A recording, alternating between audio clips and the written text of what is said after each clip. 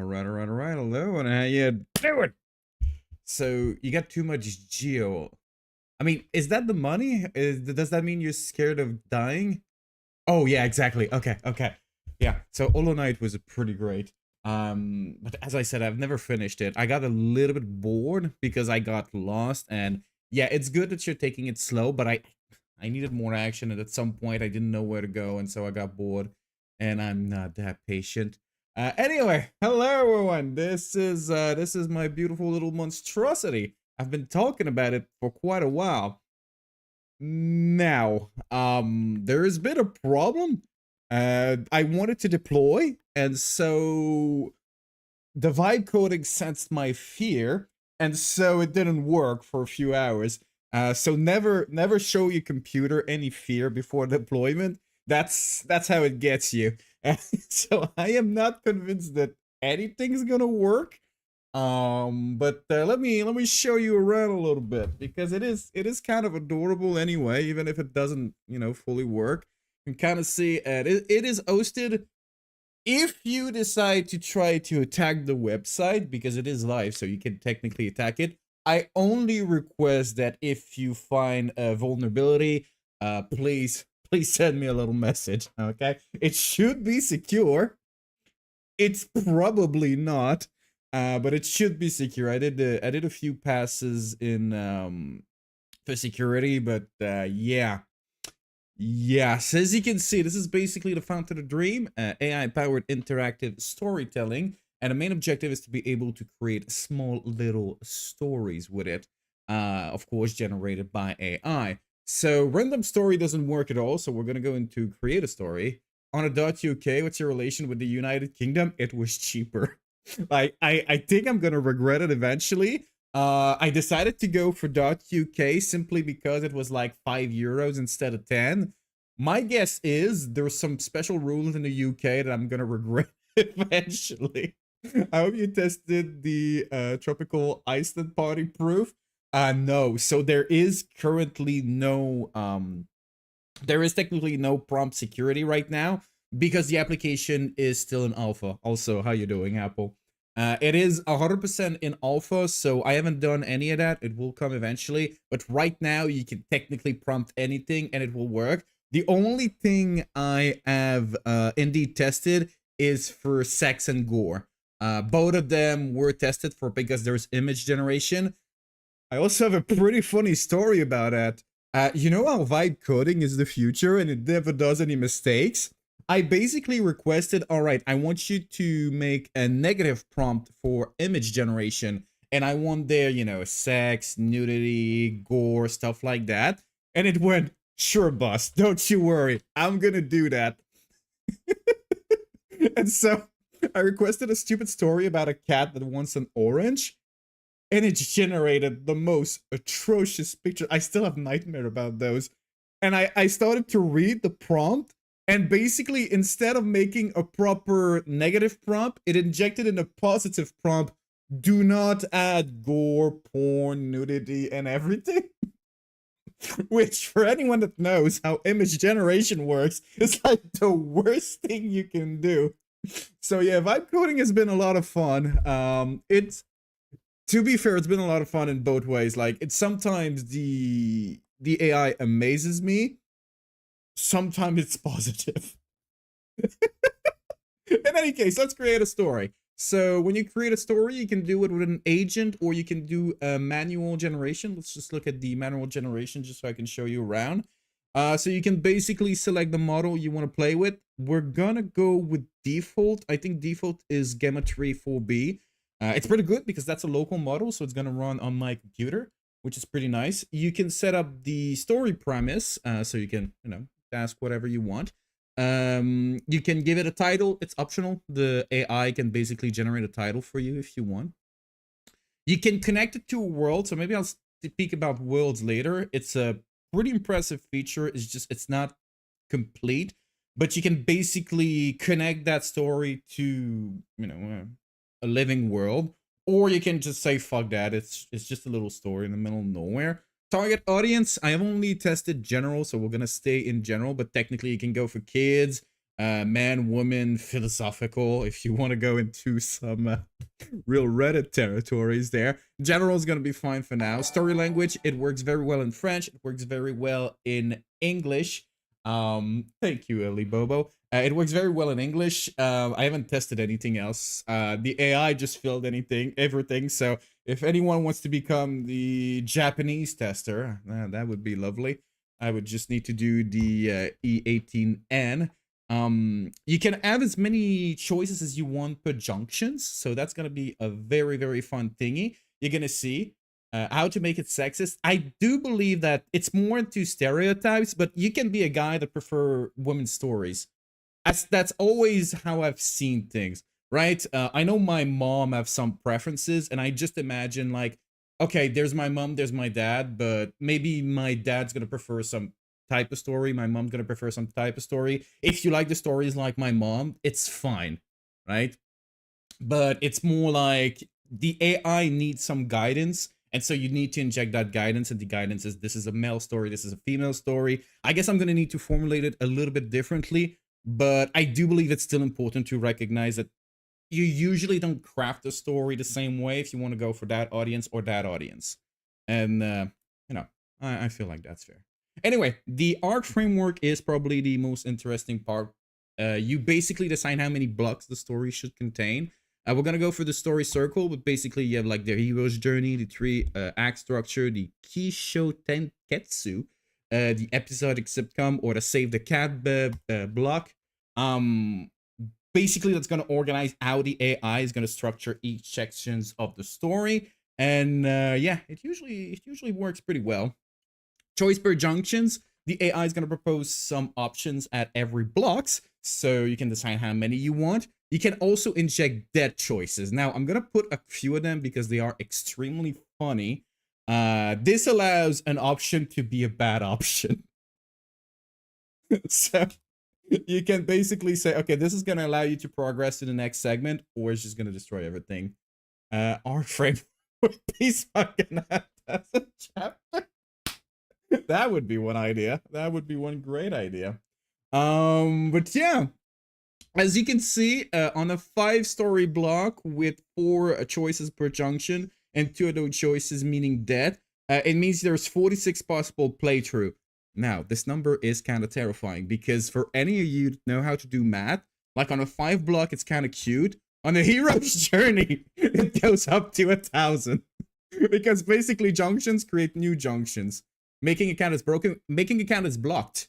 As of right now, making accounts is not allowed. Only I can give you an invitation, but you cannot create an account.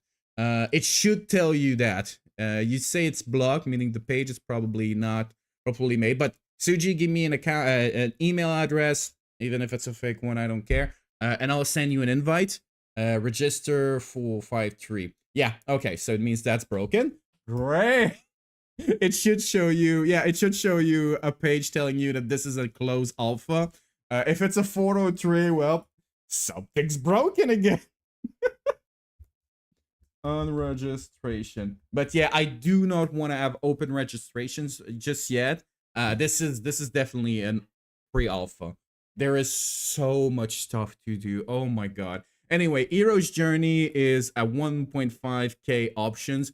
We're not gonna do that. We're gonna go for 46. Also, let me keep the chat open properly so I can see what the hell's going on, because yeah. Wait. That's just me talking. Let me open that properly. Ah, there it is. There it is. Does it break when there's more than one active user? I don't know yet. That's the thing. It might. I mean, I've done things supposedly cleanly. I've done, you know, I've created applications in the past. It's just that I've decided to mainly vibe code and do a lot of checks from time to time. Partly to test the technology, partly because it is a very, very fast workflow. I usually spend at least one day reading code, asking for refactoring and stuff like that. But it might not work with multiple accounts, Apple. I haven't tried yet. But anyway,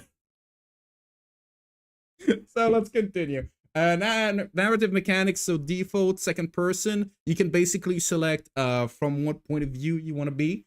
It kind of works. Second person is definitely the best one, so we're gonna keep that. Narrative style: normal, poem, fairy tale, journal. Fairy tale.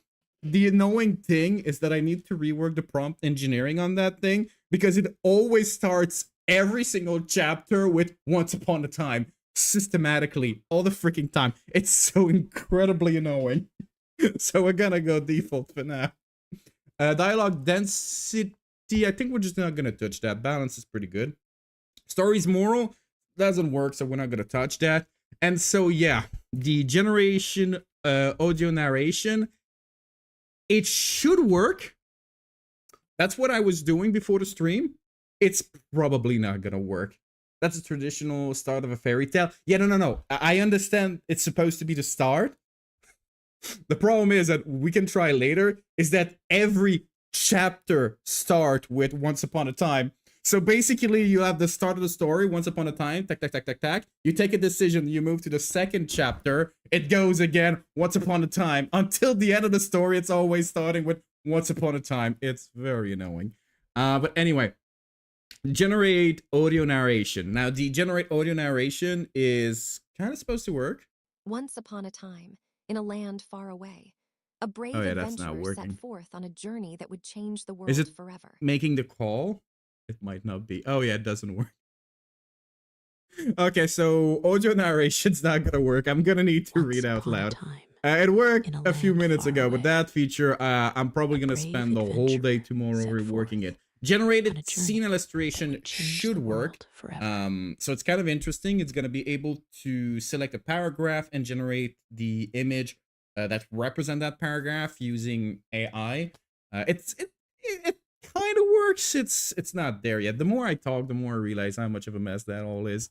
But yeah, I'm gonna need a premise. The standard premise is basically just a guy listening to water, which is a little bit boring.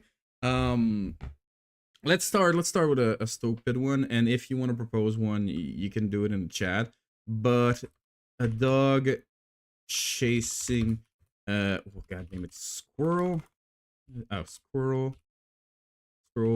get absorbed in a magical portal. I'm gonna need to put an autocorrect. Absorbed, get teleported in a magical portal. You know what? That should be good enough. How Simon got 7 days. I mean, if it's the worst that happens, it's fine. Also, I kind of realized TTS might work. It's just that my headphones were off.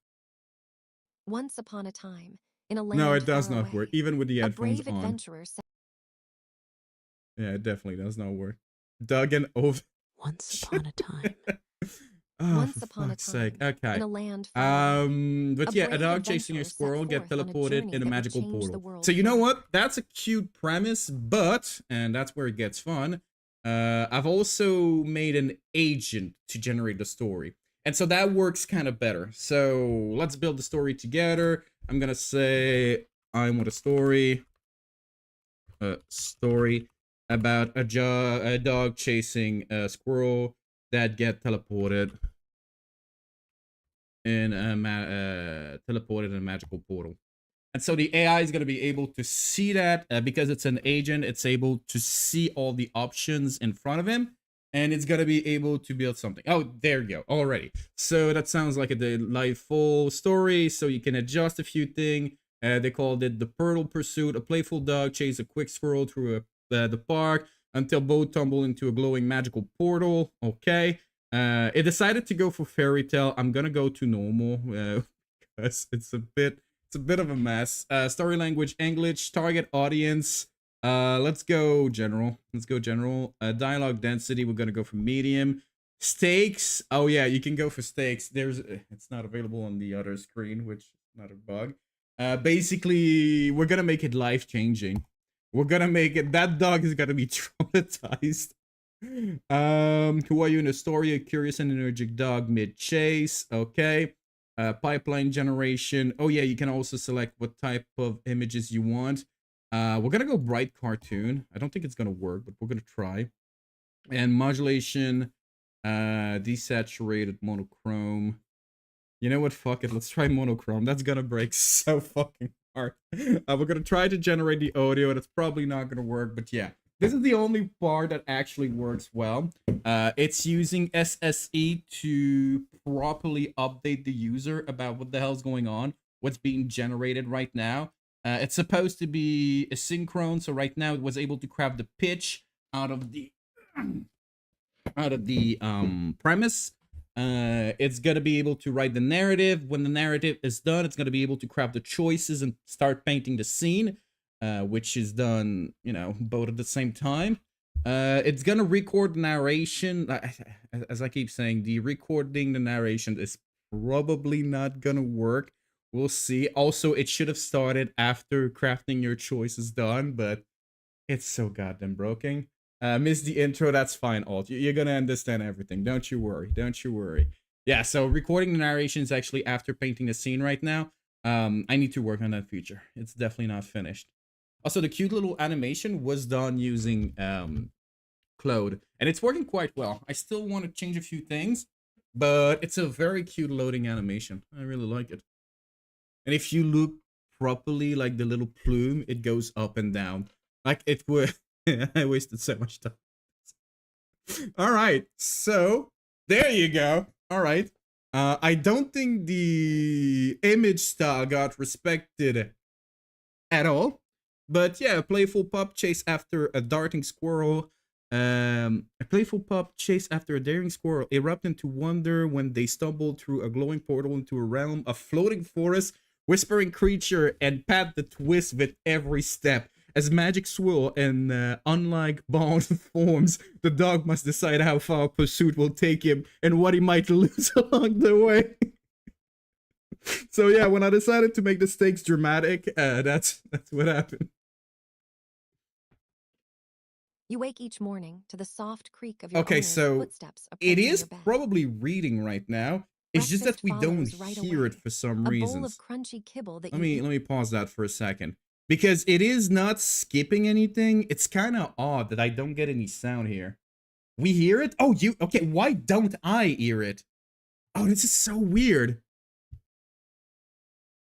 So, oh, it must be this one. Okay, Yeti. No, it's not the Yeti. It's gonna be headset. Okay, I see what's going on. There you go. There you go. So it's gonna be gaming headset. Okay, now I'm gonna hear it. So if we start again.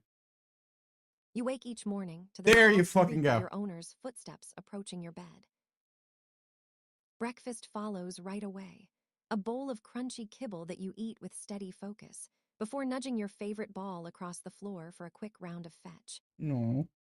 These simple moments fill your days with comfort, and you treasure the gentle pats on your head that always come afterward. Your afternoons bring the usual walk to the nearby park, where the grass feels cool under your paws and familiar scents drift on the breeze. Yeah, it's a bit generic, but it works. You value these outings for the chance to stretch your legs and stay close to the person who cares for you most. The paths wind the same way every time, offering reliable spots to sniff and explore without any surprises. As you reach your favorite clearing today, a flash of movement near the trees draws your gaze. A squirrel pauses on a low branch, watching you with bright eyes before bounding away in an unusually swift zigzag. You feel a small spark of interest. Yeah, the dog doesn't look the same. God damn it. What do you do? So if the TTS is too annoying, I can also read. I think that's the way we're going to proceed. I'm just going to read instead. But as you can see, it kind of works. It goes one step at a time. It then fades a little bit. It's far from perfect, but it works. Wonder where it would lose track of the narration. So hopefully it won't. I've done a few tests, and because of the way the story is structured and the way I re-inject the context and just trim it down all the time, it's usually somewhat good with the context, but we'll see. We'll see. So what do we do? Oh, and down. Okay, see now the TTS didn't work, so it just skipped everything. All right, you know what? I'm gonna be reading everything from now on. So, okay, what do? You charge forward to catch the squirrel right away. You explore a floating path to see what wonders appear. You approach a nearby talking bird for guidance. You pose and search for a way back to the park. So we have a couple of options here. And of course, the TTS doesn't generate for the options. It used to work a long time ago. It used to work. So you chase forward and catch a squirrel. I want to go talk to birds. I don't know why. Let's see. Let's see what happens when you start talking to a bird. And yeah, the loading is a bit slow. There's an option to preload everything, but that required each and every sections to be, generated.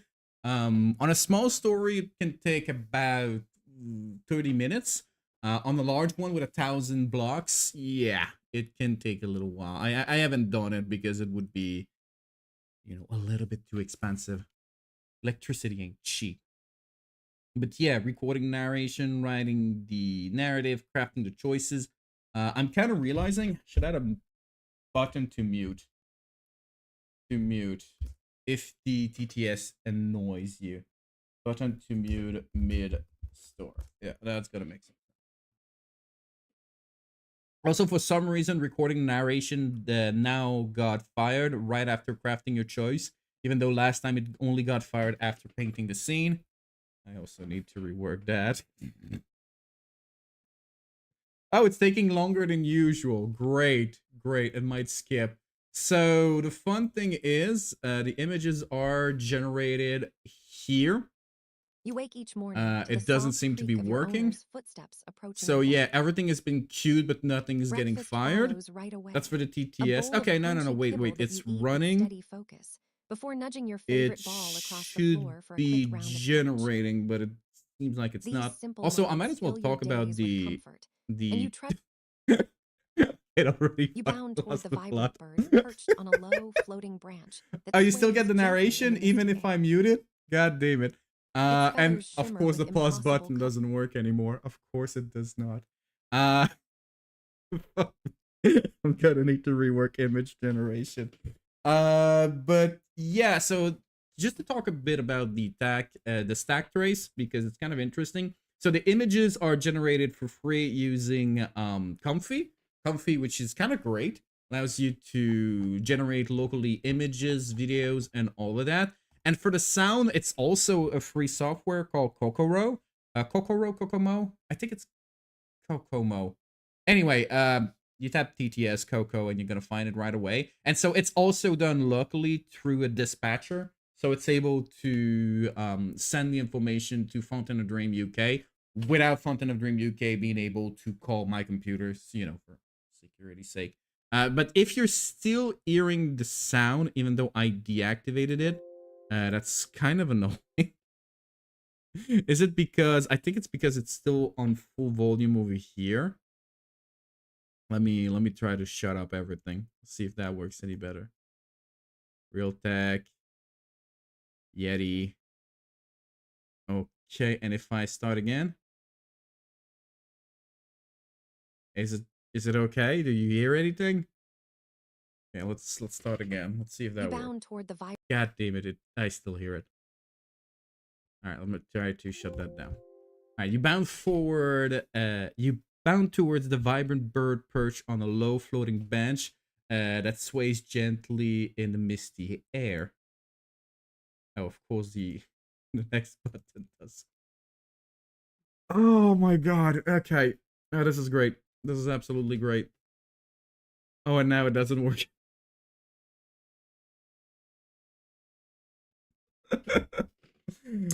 Oh. Okay, wait. Now it works. Okay, Its so for feathers some reason shimmer it with got stuck impossible somewhere. All right. colors, and it tilts Its its feather head as you shimmers draw with near, impossible color, eyes and it sparkling with tilts its knowing head as you intelligence. draw near. Eye The forest sparkling with knowing intelligence. The forest around you pulls with life unlike anything in the park. Okay, so I see what's the problem. Tree drifts lazily through the sky, the root trailing like ribbons, while distant creatures chatter in language you somehow understand. Oh my god, the dog's having an acid trees trip. The The scroll has vanished into the shifting path ahead, but the bird's soft voice cut through the wonders. Lost pup chasing what cannot be caught, the birds say with a melancholic trill. Lost. This realm twist for those who pursues too far. I can guide you toward the squirrel or toward the safety of the glowing pools. The dog died? I think the dog dies in this I choice. can. A faint glow pulls from a nearby path, and the airs carry the scent of adventure mixed with uncertainty. You pause, waiting the bird's word as the ground suddenly shifts beneath your You paws. pause. What do? Oh no, we're still fucking alive. Okay, that's kind of a miracle, actually.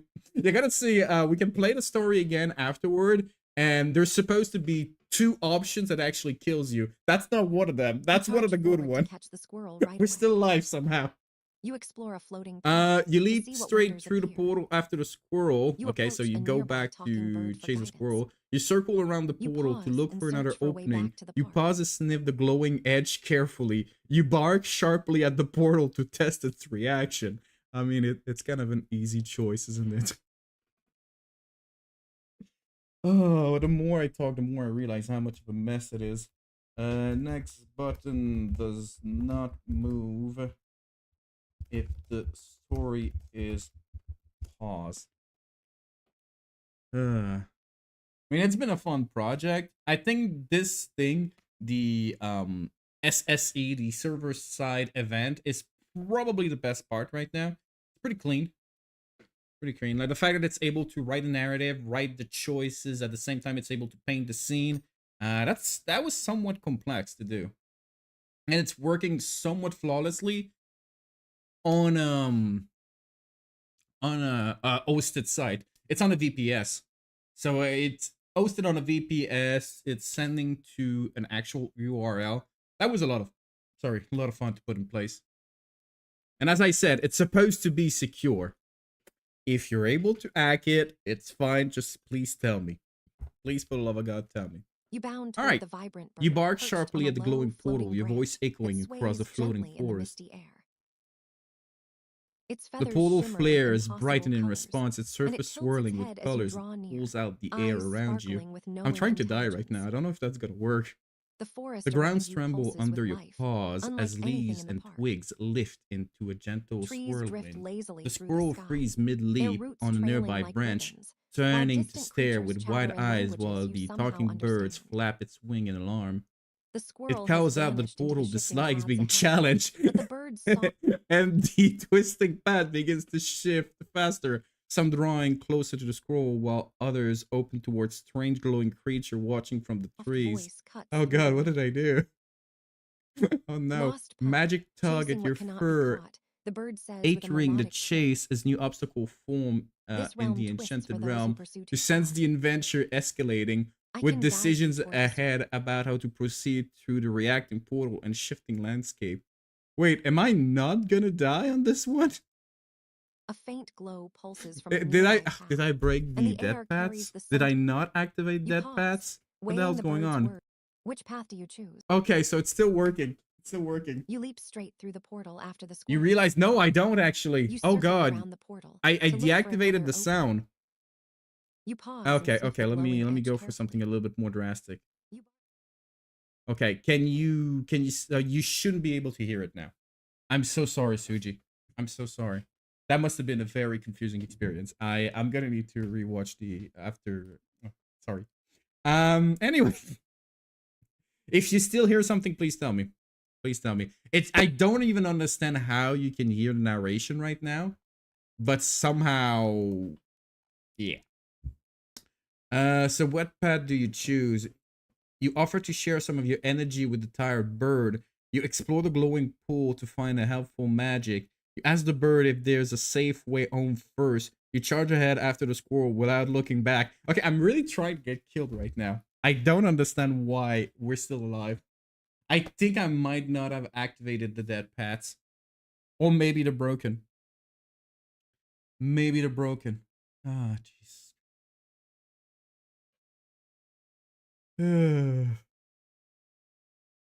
It is kind of impressive, everything. It was the fact that everything connects somewhat organically, and right now, just so we can appreciate it, it's using a local model to generate the story. So yeah, the story is not that great. I guess afterward we could use a better model to have something a little bit more impressive. But it's currently using a small model. It's running locally on my computer. Everything is running locally technically. So the TTS is running locally. The image generation is running locally. The text generation is running locally. All on the same computer, and it's somewhat fluid. Like it takes about a minute for each things. The question is how we can convince the dog to eat magic mushroom. It already got wings, so that's a potential in this forest. Yeah, no, that would make some sense. And the forest is it's pretty high. Jesus Christ. You charge ahead after the squirrel without looking back, your leg pumping with renewed energy as the glowing path stretch and twist beneath your paws. So see, it was able to keep in its memory that the path is kind of getting messy right now. The enchanted realm rewards your bold pursuit with a certain burst of speed, allowing you to nearly catch the squirrel and snatch a shimmering leaf that grants fleeting clarity to the shifting forest ahead. Wait, what?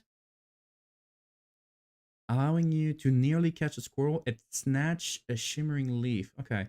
Yet the cost reveals itself quickly as the path seal shuts behind you, leaving the talking bird helpful voice silence and distance and a pang of regret staring in your chest. The squirrel paused just out of reach, its eye gleaming with a mix of challenge and warning, while distant screecher murmur about the danger of chasing alone through these moral webs of magic. What?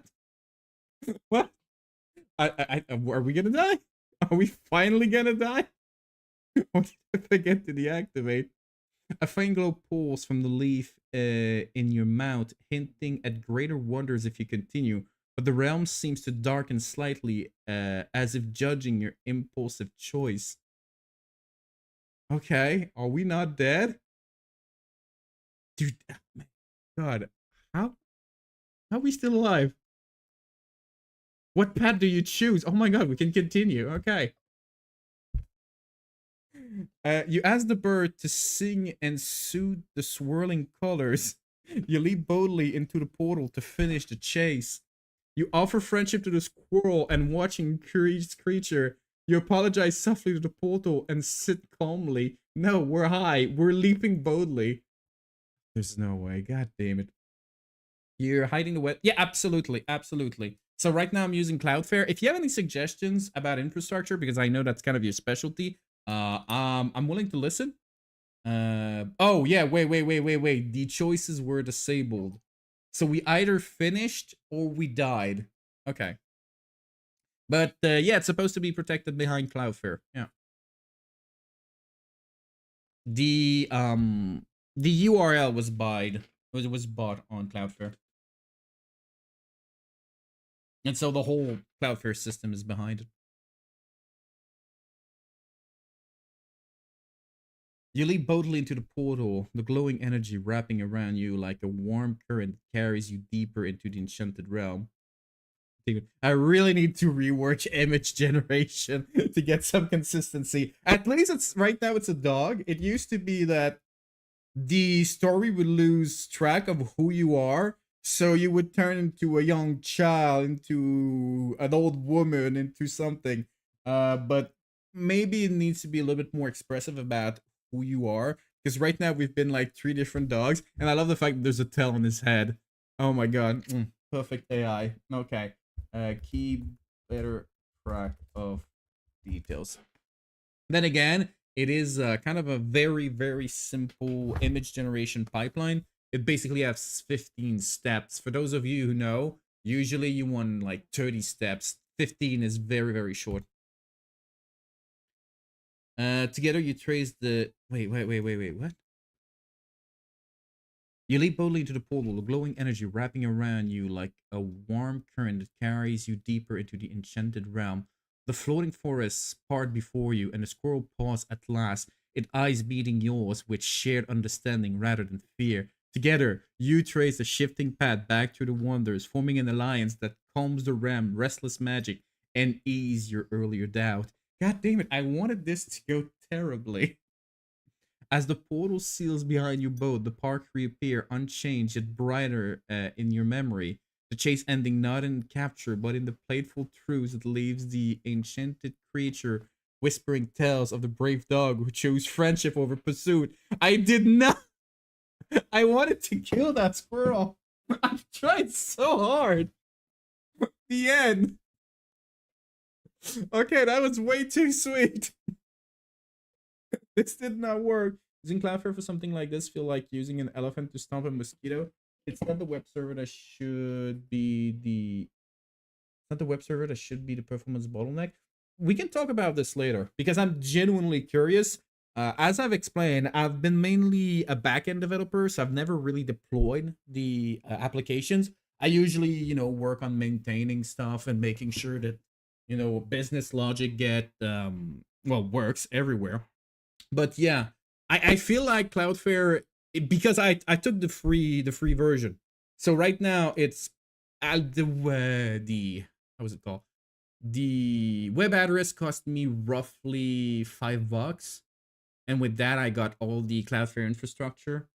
So I mean, it felt like a good deal, but I might be missing something. You inhale magic dust from scroll and start to hear colors of magic forest even more. All right, so do you have any? Oh yeah, I also made sure that people can export a PDF version of the story. So it kind of works, but not really. There's so much work that requires to be done. Like, let's just appreciate the fact we started as an orange dog, then it was black and orange, then it was gray and white, then it was orange and white, then it was a flying fucking dog. I guess that one kind of looks like this one, but not really. Like, oh my god, the colors are pretty nice though. I'm gonna say I do love the colors here. They are very whimsical, very very whimsical. But yeah, there's a lot of work that needs to be done. But the main infrastructure is already in place, and it's more stable than what I expected, to be honest. Even a cheap VPS web server can usually serve thousands of requests as long. Okay, so just to be clear, I currently host the website. The web address is on the side of Cloudflare. I then have a VPS, which is hosting the backend, the seaweed, that's basically to save the pictures and deliver them. Hosting the front end, which is Next.js. It's hosting the database. For now, that's all that's on the VPS. I'm probably gonna install a few things, but yeah, I'm currently using a VPS. The AI, oh yeah, it's also hosting dispatcher, right? It's hosting the dispatcher. The dispatcher is the one that's in charge of putting up the request for like image generation, text generation, TTS. And so my computer here is able to call the dispatcher, see, oh yeah, you need an image. Give me a sec, I'll generate that image and give it to you. Of course, they both have keys, so you cannot just contact the dispatcher, nilly-willy. But yeah, so does that make more sense? Also, yeah, the install app is right next to the button. Seaweed dispatcher, you lost me. Okay.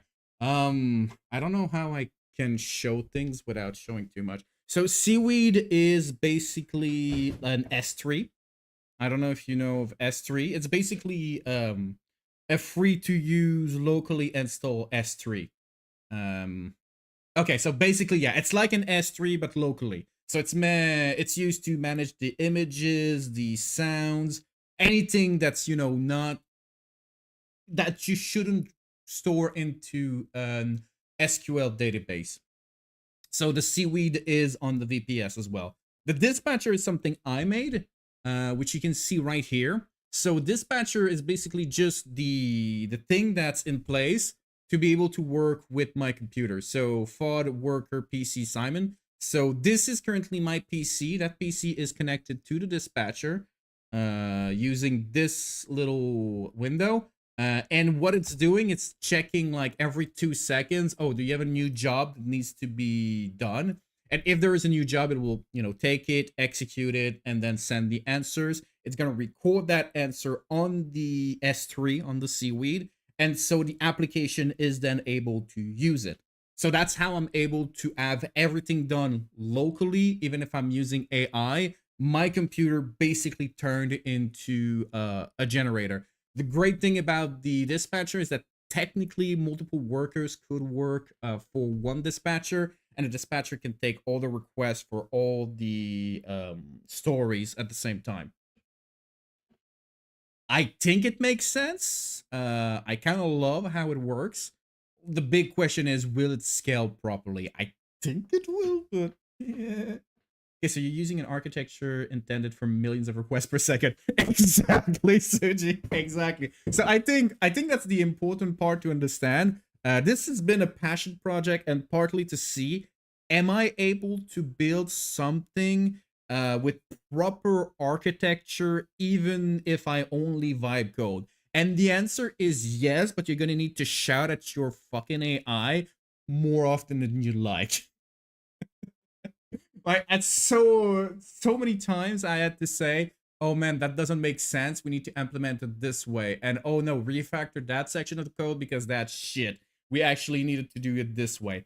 I think right now what I've created is a bit unstable in the sense that the stories are not, perfect. Like we've seen it, the images are not exactly what they should be, but that shit should be able to scale. Actually, no, you didn't build it. You don't even have copyright because it's all AI. That's a good question. Technically, I don't think you have copyright on the stories. You definitely have copyright on the code though. That's not even a question. I wrote so much the code and made the architecture, so I definitely have copyright on the code. But on the stories themselves, I think I do not. Okay, how do I reverse engineer this? The funny thing is, you could probably try and you'd want to die. Because there's so many little things. There's so many little details that you cannot see. But yeah, I do believe this architecture can scale quite well. It's only a wide guess. I'm gonna need to, do a lot of testing on this thing, but I think it should be able to scale. Oh, and of course, because all the stories are saved, if we go back to the story, so of course it's going to be way faster, and now we can select other choices. Also, the story is not going to be presented exactly the same way, so it's one paragraph when you're reading. So you can click and go to the next one. And of course, if you select a choice you've selected already, it's not going to regenerate that path. It's going to use what was already there. So if we go back to, I don't even know what we did at first. I think we decided to go for your charge forwards just to catch a squirrel. Oh no, we didn't go for that. Oh wow. Okay. God damn. Okay, what did we do actually?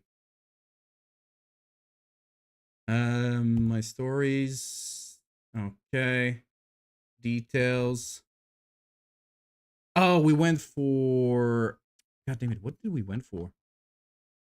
Does the tree still work? Oh yeah, I think the tree still work. Whisper. So we went for, you approach a nearby talking, yeah, you approach a nearby. So this is kind of cool. It's not working right now because the way the text is written is kind of unreadable, but it's kind of great because it shows you all the paths that have been generated so far, and so it kind of helps you debug what the fuck is going on. As long as you don't have an orchestrator, nothing will scale. Yeah, no, I know that's the next step. I know that's the next step. Yeah, like proper orchestration, and we're gonna need to have multiple computers. And yeah, there's a few things, but right now what I'm hoping is that in a few weeks I'll be able to have a proper alpha and people are going to be able to generate stories, and it's not going to lag too much.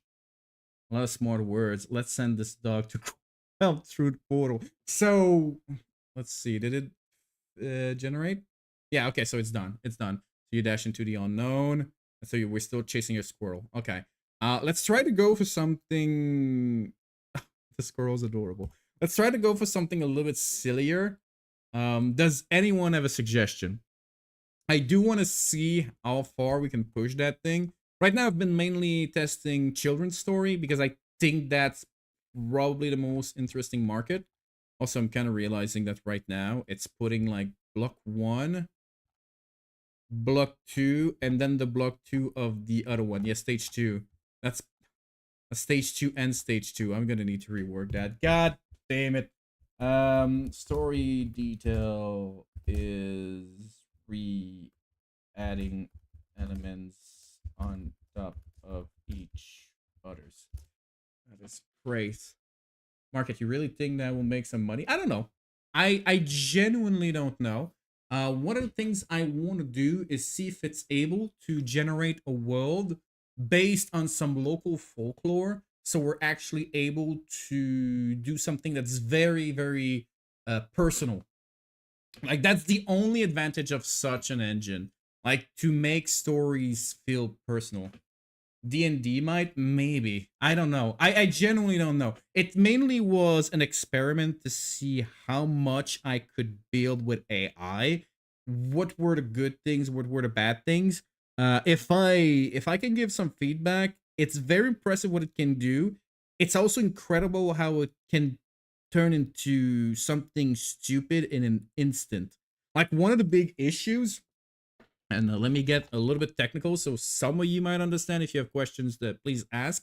Basically it started by generating transactions where it would wait for all of the AIs to be done generating their parts before flushing and saving, which for anyone that knows is kind of the dumbest thing ever. So it was basically spending a shit ton of memory keeping something open, waiting for AIs to call it back and say, oh yeah, I want you to save this, I want you to save this, I want you to save this, stringing every single actions together into one package so you could save it in one go in the database.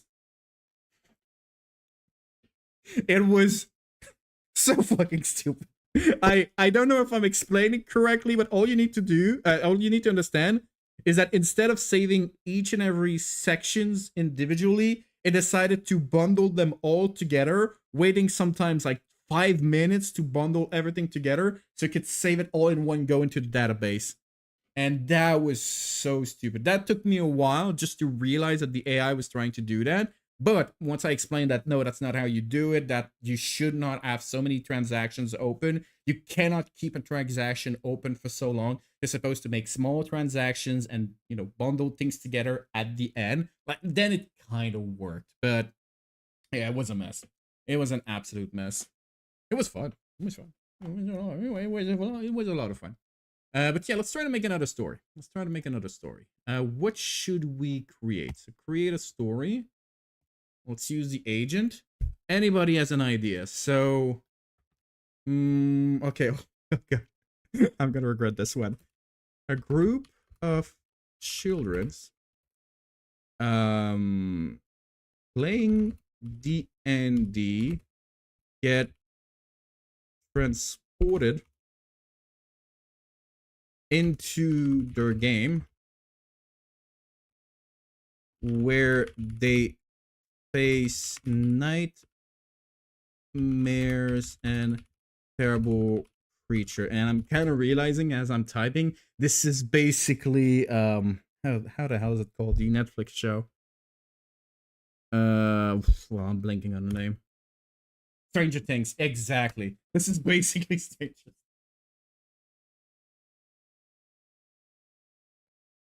Oh. The idea of children certainly being pulled. Okay, so let me adjust. Hero's journey, that's 10 block, that's too long. Let's go for story circle. Second person, yeah. Target audience, no. No. We're gonna go general.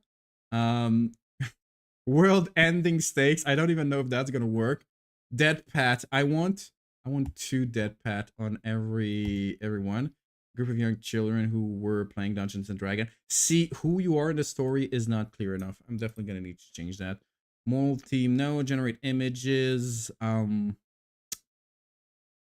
Let's try something else. Let's go gothic. Sure, let's go gothic. Dark and moody. Sure, let's try that.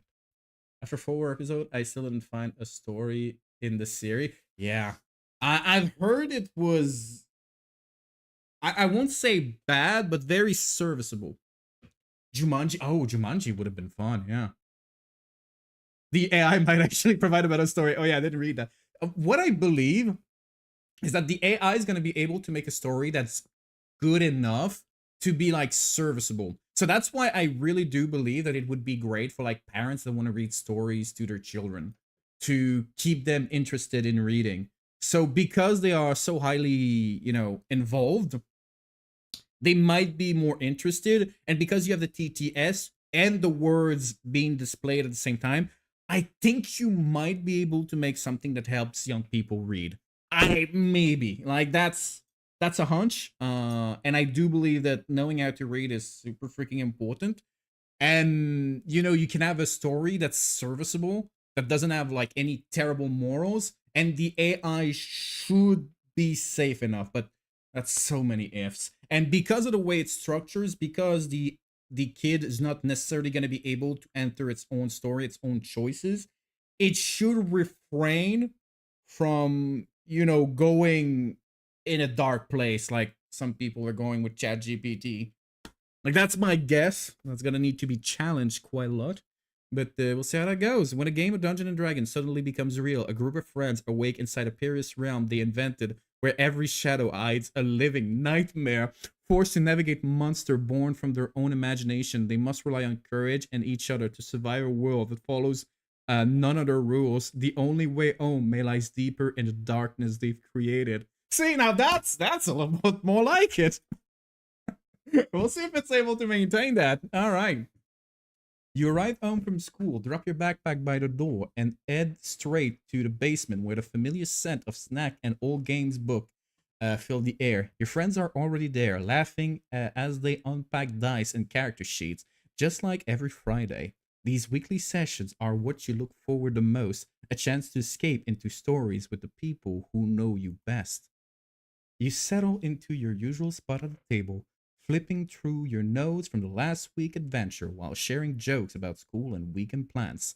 The group feels like family, each person bringing something special to the game you all created together over months of play. You value those moments of teamwork and creativity more than anything else in your routine. So you might not see it, but there's so many terms that comes in every single story when you use Gamma 4. Like it's good, it's well structured, but God, is it repetitive. I'm gonna need to check for another model.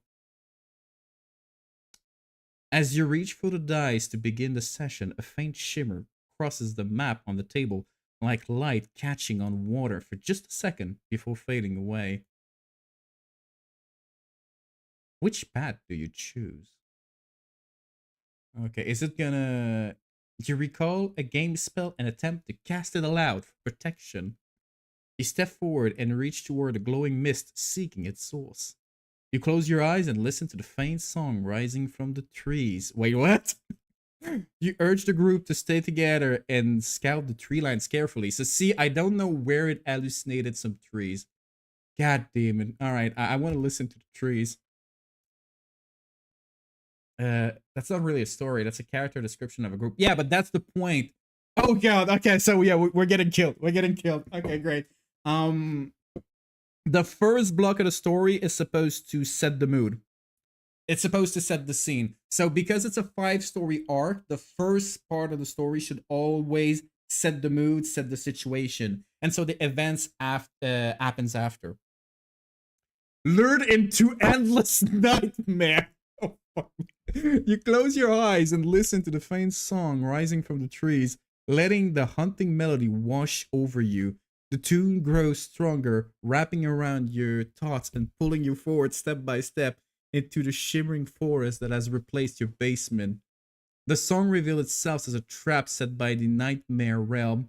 Shadow twists into crawl the hand that sees you, dragging your mind into an eternal loop of fear where you wander lost forever, unable to wake or escape. And it's generating 2 pictures and they don't really make sense, but yeah. Okay, so that's a dead end. Let's try again.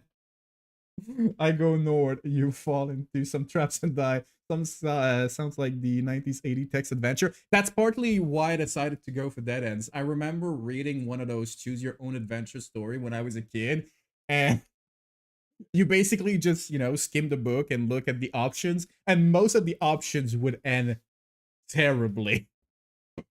And so that's part of the fun. But yeah, so we got killed. Okay. You urge the group. You recall a spell. Okay, I think this one would get us killed too. You urge the group to stay together and scout the tree line. You step forward and reach toward the glowing mist. No, that's definitely gonna get us killed too. Yeah, I also love the fact that crafting your choice stays there or disappears. Wait, there you go. We're killed again. Okay. Oh, let's see what we got this time.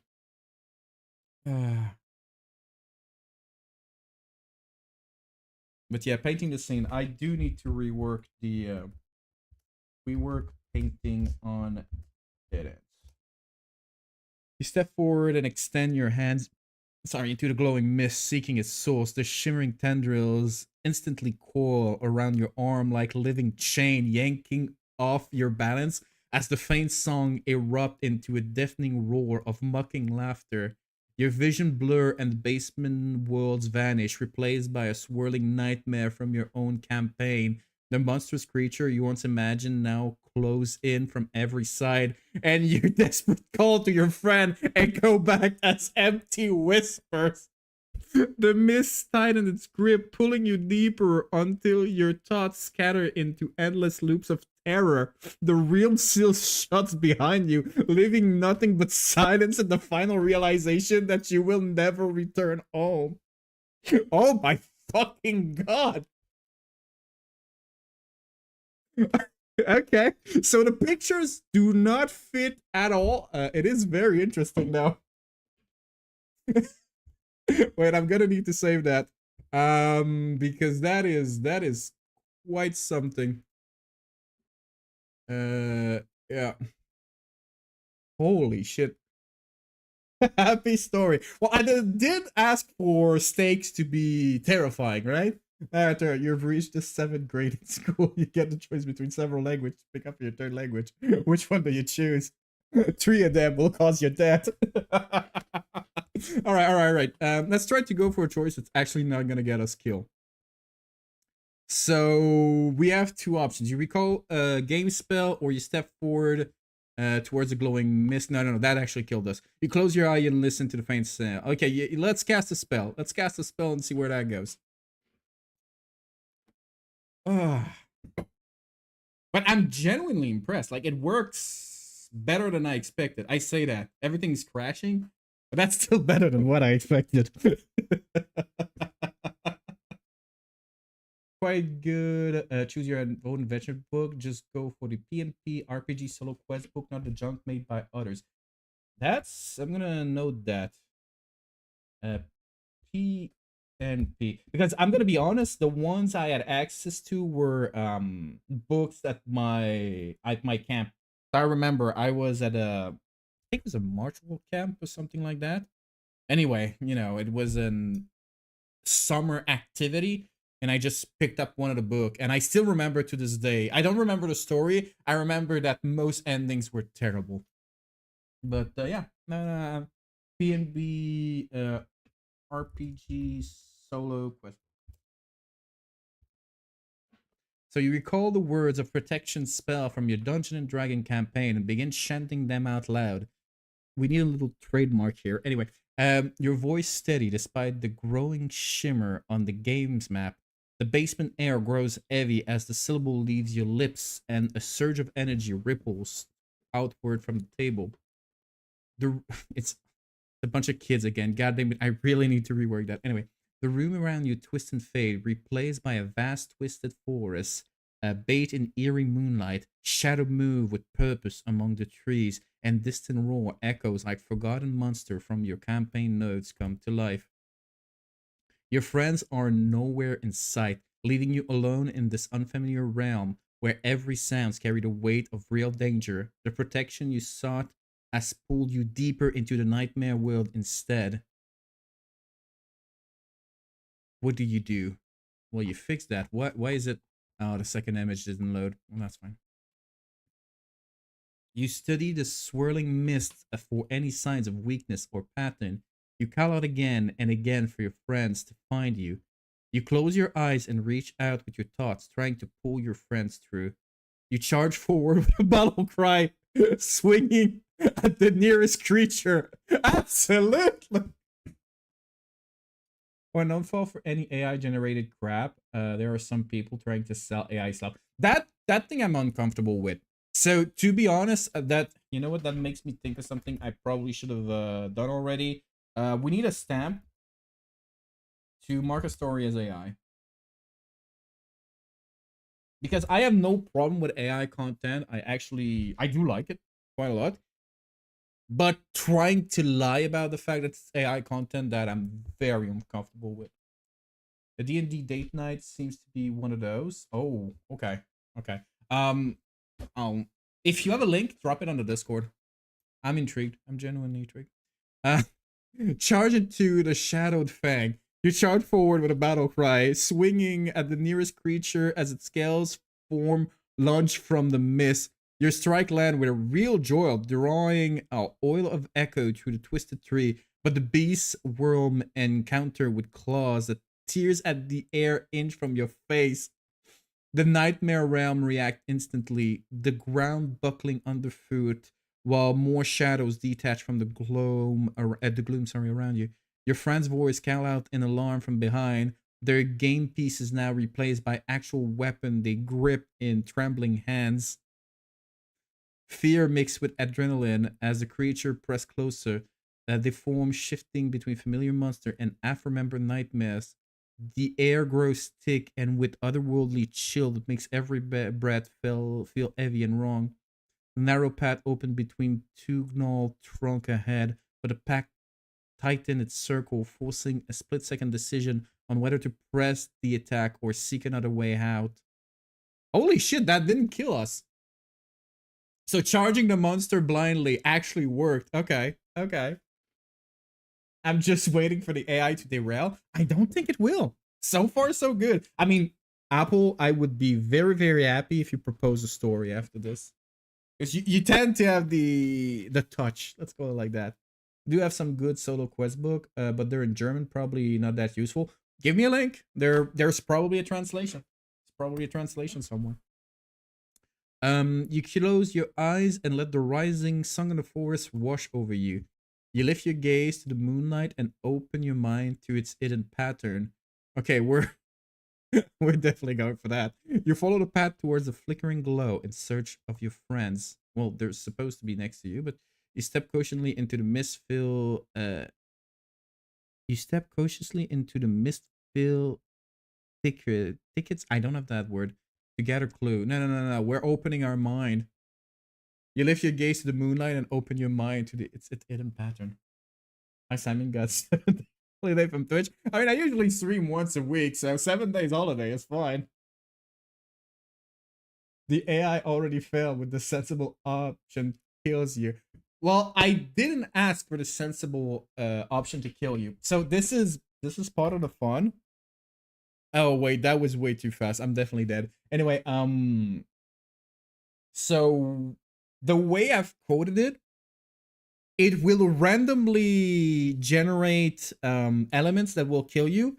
Sometimes it's gonna make it very goofy. Sometimes it's gonna make it extremely serious. And as the creator of the story, you can control that. I don't know what the default is, to be honest. I am kind of surprised that charging at a monster in the middle of nowhere didn't get us killed, but I mean, I don't know, it works. It works.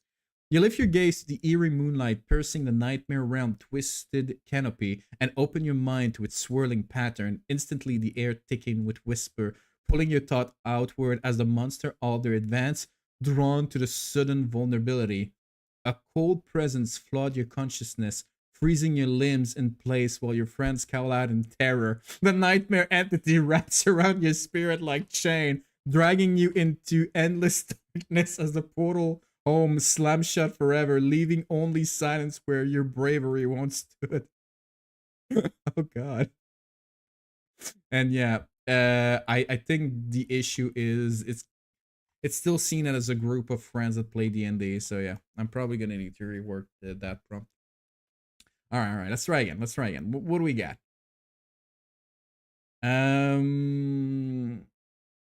Wait, no, that's the one we've already done. God damn it. Play again. Go back. One block too far. Yeah. So that's the one we selected. As you can see, it's not that much of a hassle because it was already generated. So let's see. You step cautiously into the mist. Yeah, that definitely will kill us. Then again, I mean, everything that I've said that will kill us actually saved us. So yeah, let's walk into the mist. What's the worst that could happen?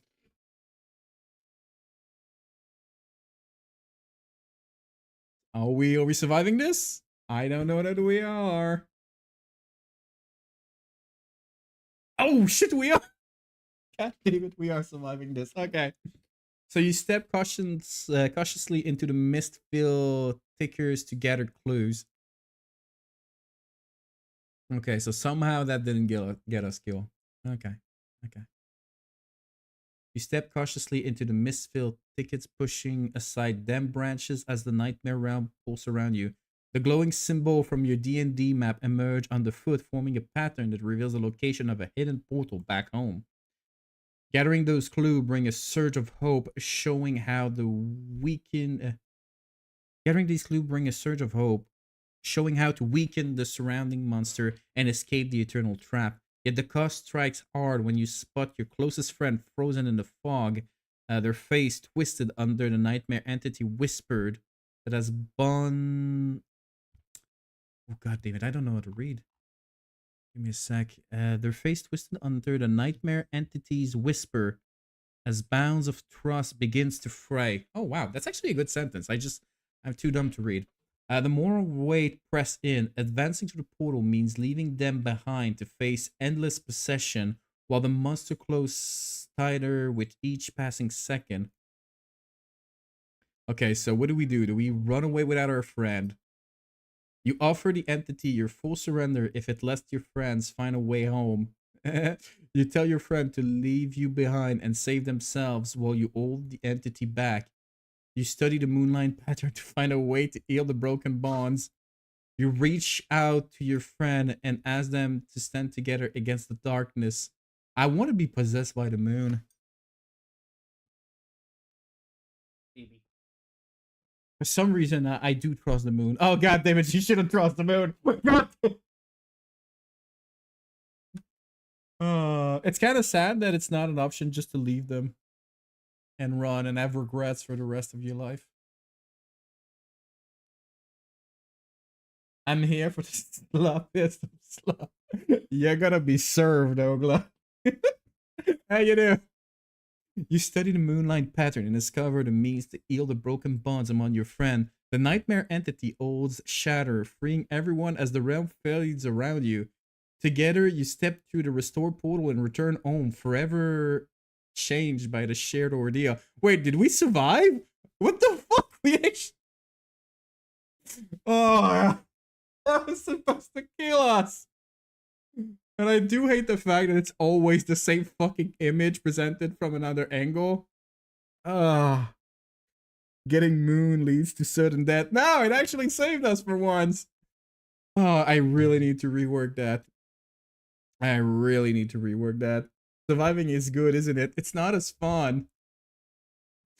Oh, okay. Okay. I guess it kind of worked. But yeah, the image generation definitely needs some love. Stop being a little bitch.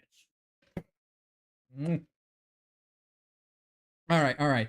So, does anyone have a suggestion for another story? I think after that we could probably move on because yeah, there's not that much to show yet. Oh, I guess I could show the worlds. So you can create worlds. Most of them don't work just yet. But the funny part is this one. Oh, it's so broken. CEO of a big company got a nightmare. He becomes a regular worker in his company and works for a 9-to-5 job. He fakes every day's problem. And he never encountered job. Is actually hard. He simply tries to survive this endless torture. Alt, I love this. All right, let me just explain what's going on here. And after that, we can move on. So basically, you can create worlds. You can create stories in those worlds. Now, the problem is that thing is completely broken. And let's free it. But yeah, it's kind of neat. The fact that you can select the elements, see what they're connected with. I've done so much fucking COD, man. And it's working, but at what cost? At what cost does this all work? You know, you have different eras. You can move between the eras, see where the world actually went. The story generated was kind of interesting.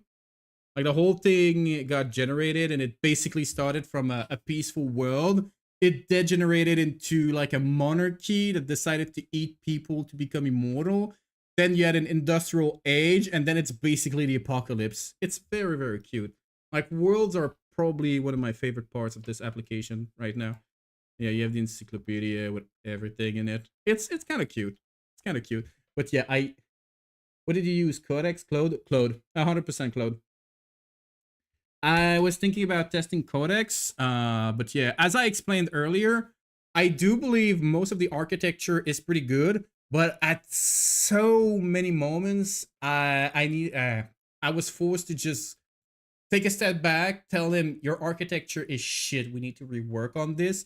And if I had truly 100% vibe coded, only wrote down the specs and asked him to generate it, it would not have worked. Like legit, it would not have worked. Right now, I do believe the code is pretty darn clean. That's because I have 10 years in software development. Uh, Otherwise, man, it would have been such a shit show. Like, I think I kept some notes on what went wrong and how I solved it. But as I explained earlier, like the transaction problem was a freaking nightmare. Like that would have caused so many problems when we tried to scale up. Holy shit. Getting pretty much people who get transferred to another world. Yeah. Yeah. Okay, so let's try your story out. Let's see how it goes. Let's use an agent for that. And let's see what's gonna propose. Basically is the protagonist wake up in another world as yeah. I think I'm gonna need, you know what, Isekai. I should probably make a mode for that because it's such a classic way of telling a story. Isekai story mode. Okay, it's stroking me right now. All right. So let's see. So a powerful CEO wakes in a nightmare where he must. Oh, it actually basically took the same thing. Okay. Facing the daily grind of a 9 to 5 job filled with unexpected challenge and invisible pressure, strip of authority, he navigates office politics, impossible deadline, and personal exhaustion that he never imagined from the top. His only goal becomes enduring each shift until he can escape the loop. Okay, that's pretty good. Let's go for like 5 choices. Um, I don't know what. I mean, story circle kind of works. Hero's journey. You know what? Let's fuck it. Let's try the hero's journey. It's a 10 block. It's gonna be fine. Let's go 2 dead paths every time. Stake formative. Yeah, like this. Dialogue density medium. Target audience general. Yeah, that's. I'm really gonna need to rework target audience. Moral team. Empathy grows when one walks in others' shoes. Ah, oh, that is so bad, but I guess we could keep it. Realistic, simple, surrealist. I'm gonna go fast art. We're gonna go comic book. Let's see if that works. Dark and moody. Dark and moody comic book. Maybe. Maybe that's gonna work. We'll see. I have my doubts. Moral. See, as my dad used to say, everything is legal if you never get caught.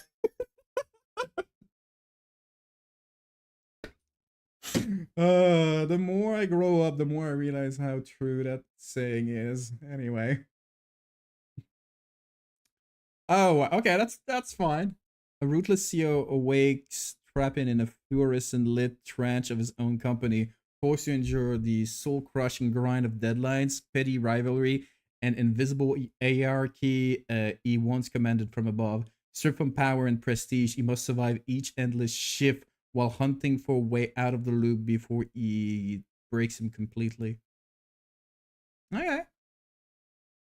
You wake in your sprawling penthouse, a sunlight filtered through the floor to ceiling window. The city sprawling below like a kingdom you command. Your silk robe drapes comfortably around your shoulder while you move through your marble kitchen, pouring fresh coffee and scanning the morning headlines on your tablet.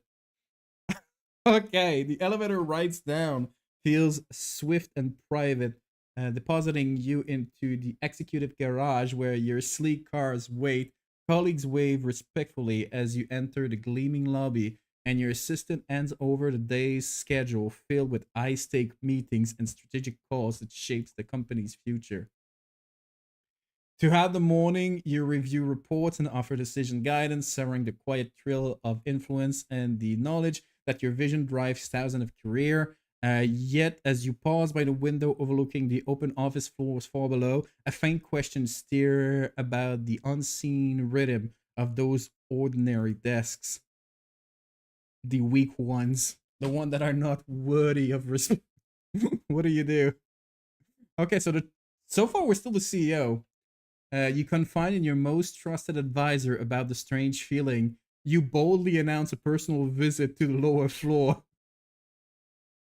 That feels like in 40K. How the hell is it called? Rogue trader. That feels like a rogue trader visiting the lower decks. God damn it. You delve into the report to understand the employee's perspective. You close the alert and resume your schedules.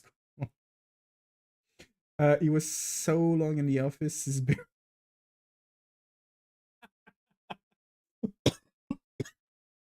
Yep.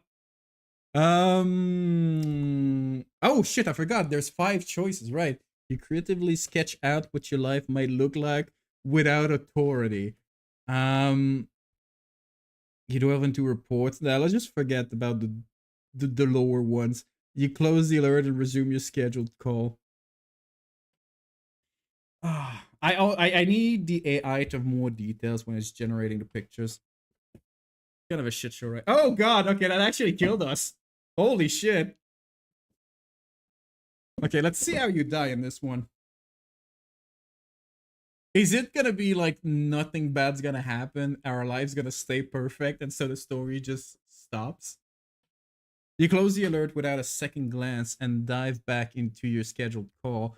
The Polish cadence of a CEO life flowing as it always has, yet the subtle warning lingered in Nor, allowing the nightmare grip to tighten unnoticed among mounting deadlines and unseen office strain. I hate his face so much, and now he doesn't have a beer again. I really need to rework the image generation. Pain surged through your chest during the final meeting as exhaustion claims you completely. The room blurs and voice fade while your endless shift locks into permanence. Your final breath sealing an eternal loop with no escape. What the fuck? Oh my. Okay. The image generation is just not working. All right. Let's try again. So what do we got? You delve into reports, you creatively sketch, you boldly announce a personal visit to the lower floors. I like this one. Oh, are we gonna get mobbed? Are we gonna get mobbed to death? We'll see. We'll see. I also need some background music. I know I was working on that, but I never finished that. Oh, okay. So it's crafting our choices, so we were able to move to the next block. All right. Add some background music.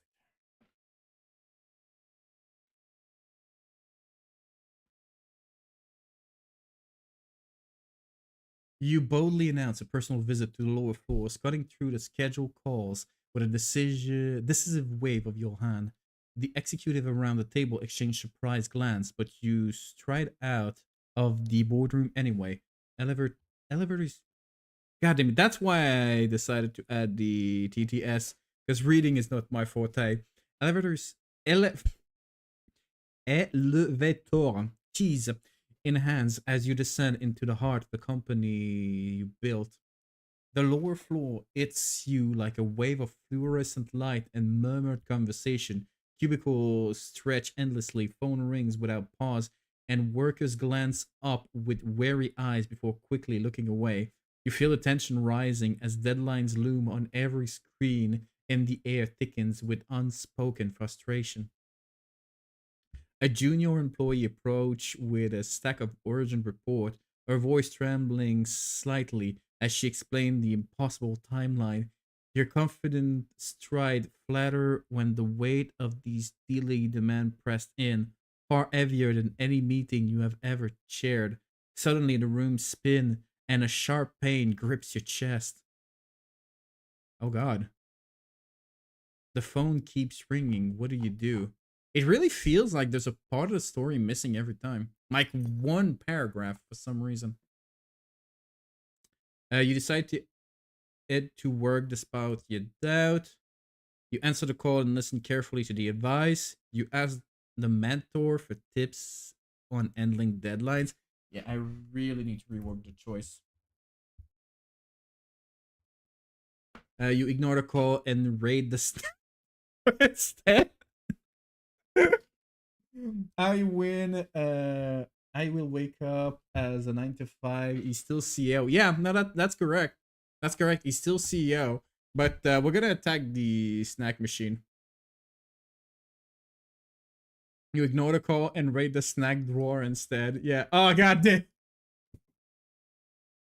You need to remember this is the hero's journey. So this is an 8-story block, so it might take a little while before he's actually a worker. It's not like the other one that was a 5-story block where you were forced into the action quite early. On this one, I don't remember the exact step of the hero's journey, but right now it's refusing the call if I'm not wrong. You dismiss the urgent call flashing on your that you refuse the call. That is so stupid. Anyway, um and dismiss the urgent call flashing on your screen and reach into the snack drawer instead, seeking a quick distraction from the mounting office chaos. Suddenly, the hidden pressure crashed down like a wave, your body buckling under the weight of deadlines and exhaustion you once ignored from above. Wait, darkness swallows the cubicle as your strengths fade completely. The endless shift sails shut around you forever, with no escape from the loop you choose to break so carelessly? What? Okay, that didn't work at all. All right, well, see, the AI actually broke. What happened? What the hell happened? Okay, so snacks is not the solution. And then you're back at the start. Okay. Um 12 and 2, you announced boldly, yeah. Oh, does that mean we're gonna need to go back from the start each time we die?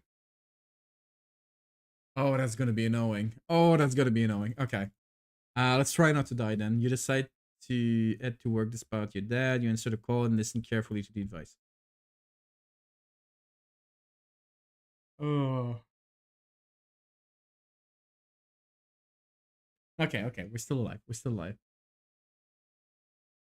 But yeah, I must admit, I'm really happy about this little thing and the fact that you can switch the screen. That was probably the toughest part of the old thing. And the fountain itself. Let me show back the fountain because the fountain is kind of interesting. Like the fountain was made using a shader. So I didn't use 3GS this time. I decided to go for a very, very simple shader. And it shifts pretty well. I'm still not satisfied of the look on white. But on black, I really like it. And I don't know why. It's so weird. It's so fluid. It's Anyway, you answer the urgent call, your hand trembling as you lift the receiver. A steady voice on the other end belongs to the longtime office janitor, someone you have passed by countless times without a second glance. She speak calmly about the weight of endless tasks and the quiet strength needed to survive each hour, urging you to notice the people around you who carry similar burden every day. Her words sing in slowly, easing the tightness in your chest that had nearly overwhelmed you moments before. You realize the pressure you ignore from the old position now pressed directly on your shoulder. Yet her simple advice offers a way to face them without breaking. The snack drawer temptation fades as something steadier takes its place inside you. The call end with I hate the fact that the style changes so wildly. I'm really gonna need to rework that. Probably with a few low-res. The call end with a gentle reminder that no one's injured or shift alone if they choose to see others clearly. He set the phone down, feeling the first spark of resolve return. Ahead lies the open office floor where the fresh demand already waits, but you now carry a small tool of understanding to meet them. Okay. How did John Boyman end up in this? I don't know. I really don't know. I don't know who you're talking about either, but I know. It's so weird. So you were supposed to wake up as a worker, but for some reason you're still the CEO. You just decided to stay on the lower floors. It's a bit weird. You prepare by noting every small details of the you prepare by noting every small detail of the office layout. You creatively repurpose nearby supply into small comforts. You boldly approach a coworker to seek early support. You trust the nearest familiar face with your situation. You focus only on solo preparation and shut out distraction. Yeah, it's pretty obvious. Yeah, it didn't work. All right. Wake up as someone else did not connect. So it did connect pretty well with kids. For some reason, I'm gonna say that this story did not work. It did not connect properly, and the fact that I do love the god damn it, the zoom in doesn't work. Okay. Anyway, the fact that you had a beer here and you woke up without a beer and then you had a beer, and then you were at a meeting and then you become real, and then you pick up the phone and then you pick up the phone again, but with another style. You mean? Oh, it's pretty obvious. Obviously used to train LLM. Wait, what? Oh, okay, okay. Sorry. I missed a message. Um, so I don't have the reference about the guy. Actually, let me Google that. Oh, okay. No, I can kind of see resemblance. Yeah. Okay. I mean, this is why this. Yeah, I think I can see it. I think I can see it. Yeah. On this one, maybe not as much. On this one, not at all. On that one, yeah, definitely. On this one, not as much. This one feels a little bit more like Archer. But yeah. All right, let's try one last story, and after that, yeah, let's play a game because I need some rest. I definitely need some rest. Anything that could work. Use a story. Actually, I don't have any idea. If anybody has a suggestion, we go. We've done D&D with kids getting murdered. We did a dog chasing a squirrel. The CEO one didn't work. I did insert Reddit in one last time. It was kind of funny. Um, hmm.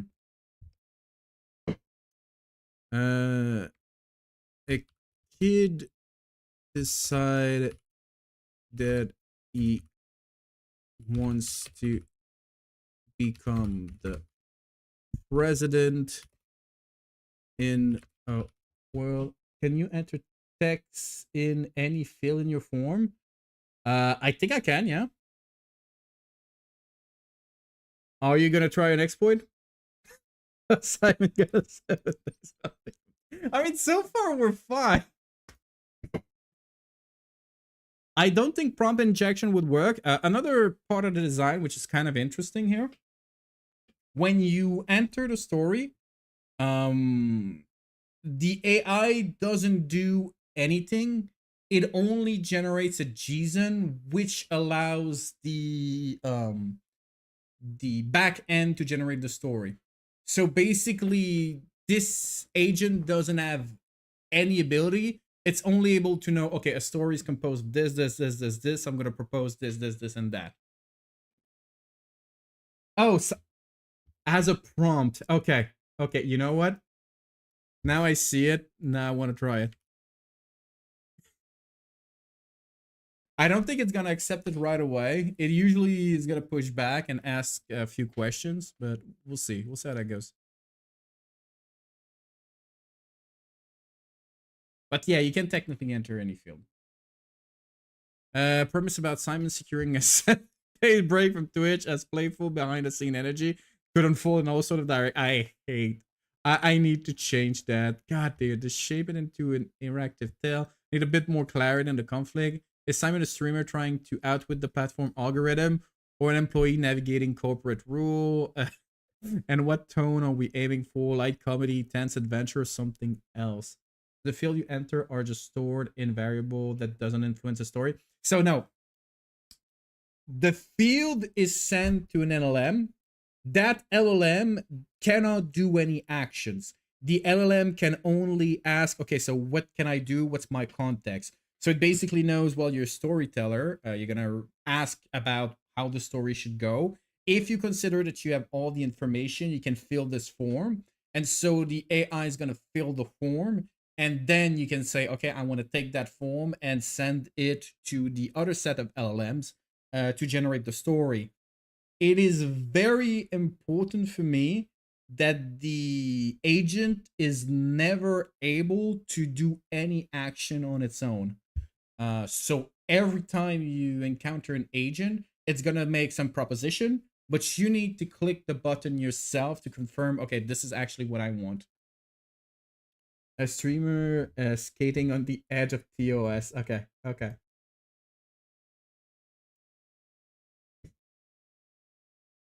That was part of the design philosophy. So I do have a couple of agents to generate worlds, to help with generated worlds, to add more content and stuff like that.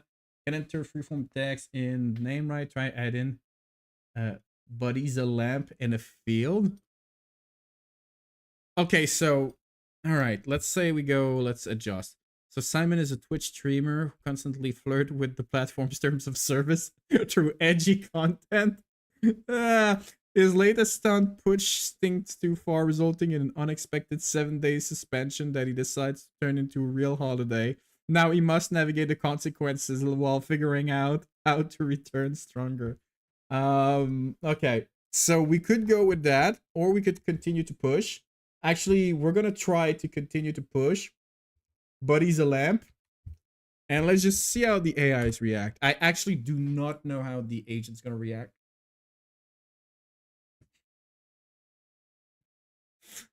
Oh, okay, okay. Simon, the sentient desk lamp, who has become an unlikely Twitch streamer, pushes the boundary of the platform terms of services with his unusual constant of glowing antics.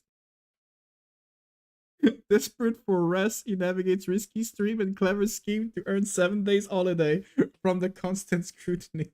The story follow is lamp-lit adventure as he balances fame, rules, and the desire for downtime. Moral is legal. Oh, I'm gonna regret.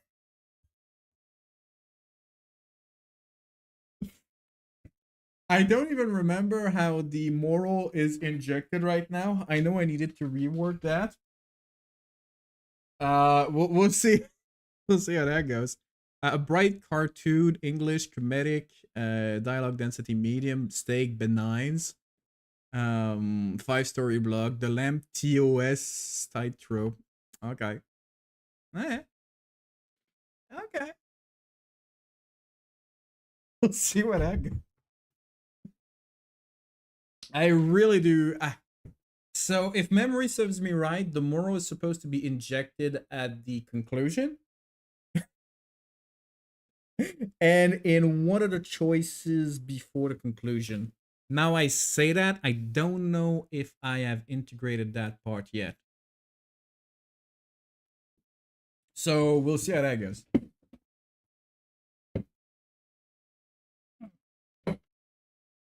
Oh, God. Oh, that is some real nightmare fuel over there. Okay.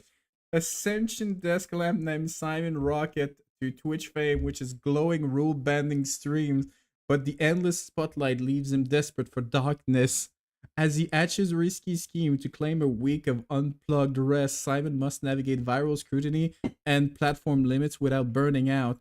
In a world where even lamps chase the spotlight, can he finally switch off? God damn it with the puns.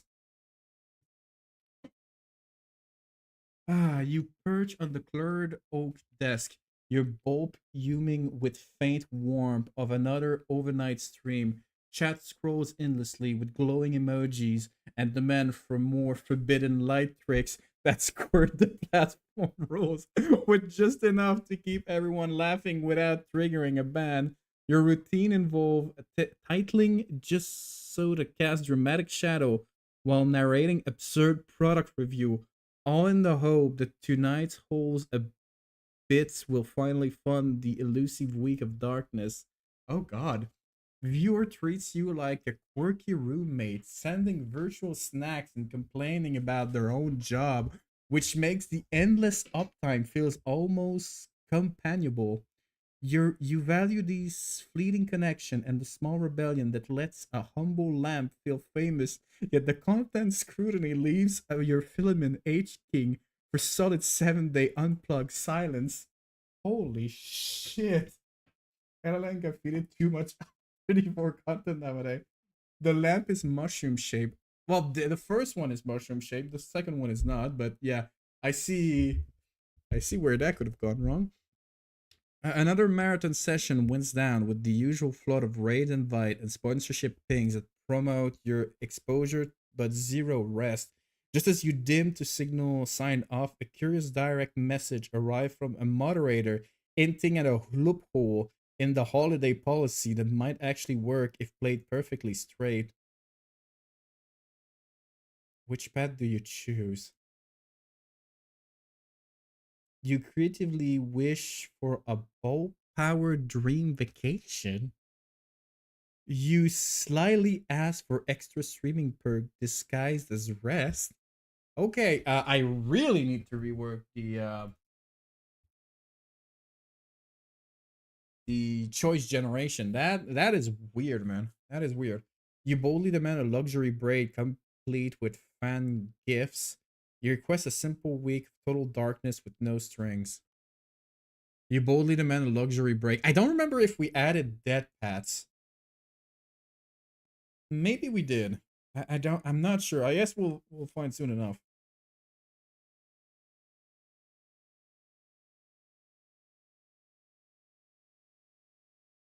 Oh God, no. Okay, okay.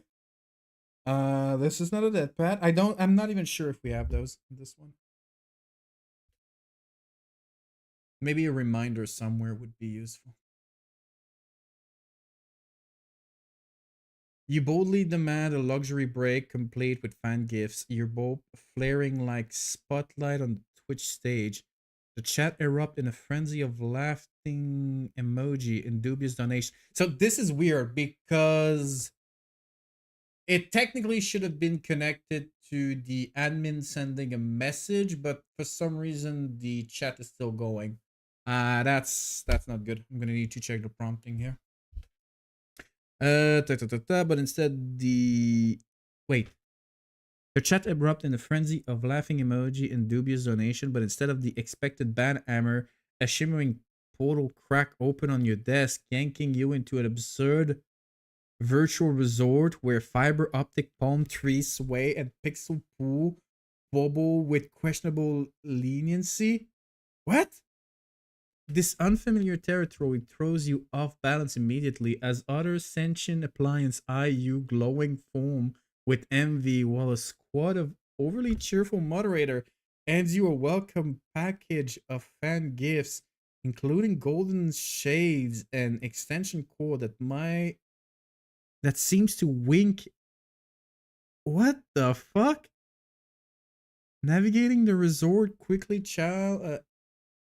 Navigating the resort quirky challenges proved tricky, from dodging holographic paparazzi's lamp to unwrapping GIF that ooms with borderline illegal streaming acts. Okay, let's try something. You know what? I really like the idea. For some reason, I think it is too much for Gamma. I think it is genuinely too much for Gamma. So we're gonna try this again. But we're gonna try to do this with a proper AI because right now this is just not working. This is not working at all. Where was the message? Some psychedelic shit. Oh yeah. Even for me, that is a bit too much. But then again, we asked for a lamp that wanted to get a Twitch ban. Like, it's kind of normal for the AI to have a hard time following the whole thing. But we'll see. We'll see. Moral theme, crime is legal. Where was it? Buddy's a lamp. Try Aiden, Buddy's a lamp. Yeah, there we go.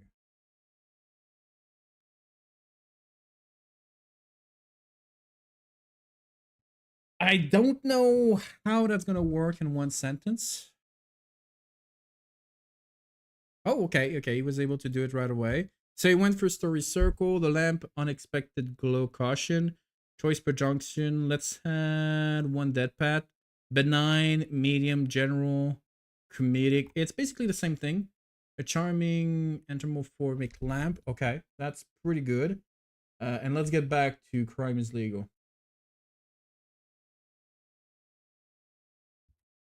Okay, and god damn it, is that not available here? Oh man, it might not be. Darn it. Okay, I might not be able to do it with the agent. I might have forgotten to give that. Okay.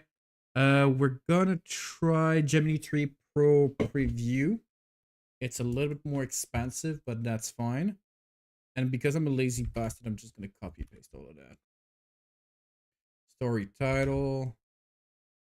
No words, target audience general. Okay, story circle, one that. Second person, comedic, dialogue, generated. No, we don't want the audio. We do want the images. I feel like I'm missing something. Oh yeah, the stakes are not available on the other side. And the moral, can I inject a moral here? I might not be able to. Yeah, that's another thing I've missed. Oh, so I'm not gonna be able to inject a moral. Okay. Inject moral, not in manual choice. I'm gonna need to reword that as well. There's so many small details. Adding Buddy Lamp wasn't just a random world. Why average children book that got maybe 40 years ago that's basically Ascension Lamp going on an adventure? I mean, the result was a bit psychedelic because I think the AI had a hard time, connecting the concepts together. Though it was able to create the premise of the story pretty well. It wasn't able to follow afterward. We'll see if Gemini is better suited for that because Gamma is basically the free tier.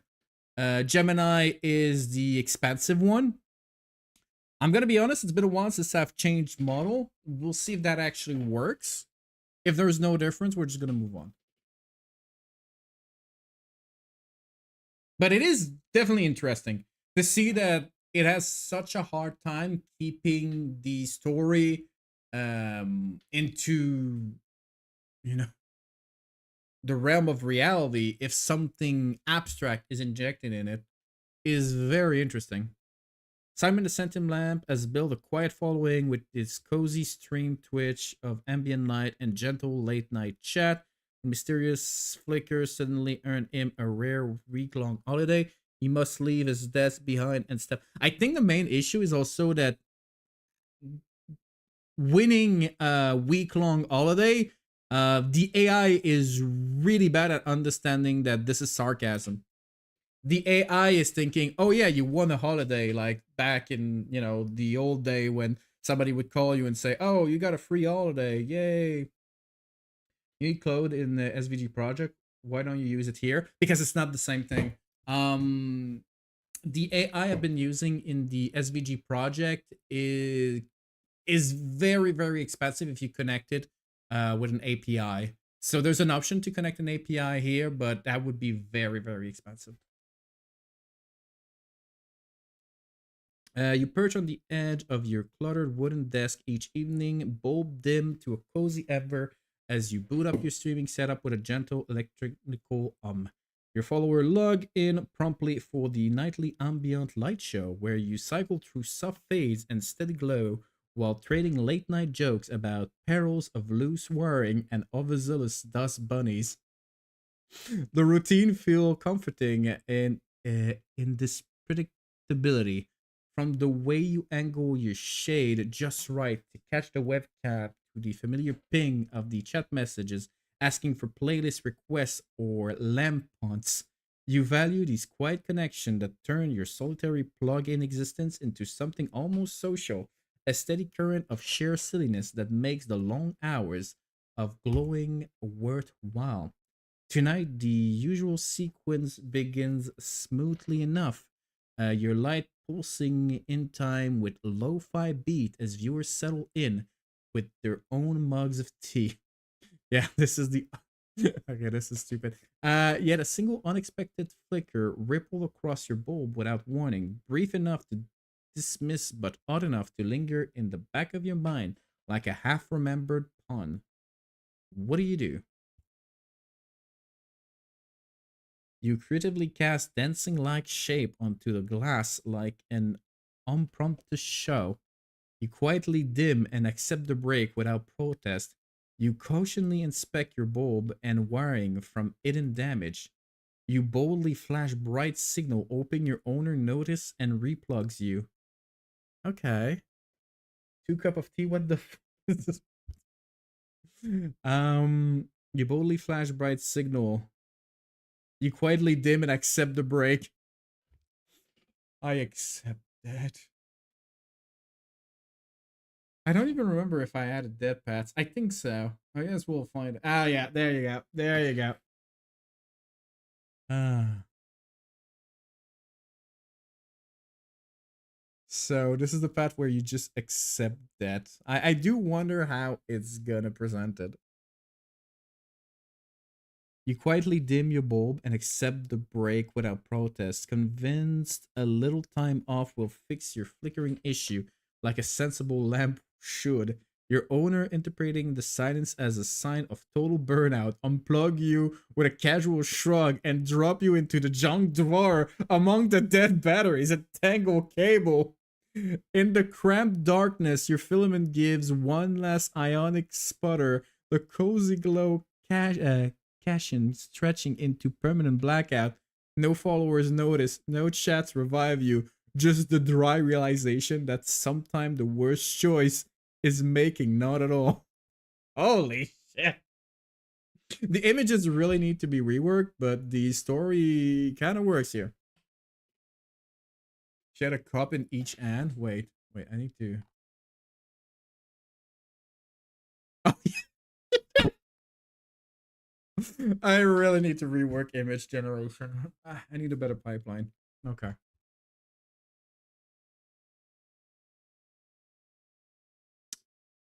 Okay, that's the death path. Okay, yeah. We're just gonna need to rewind. So you creatively cast dancing like shapes onto the glass like an unprompted show.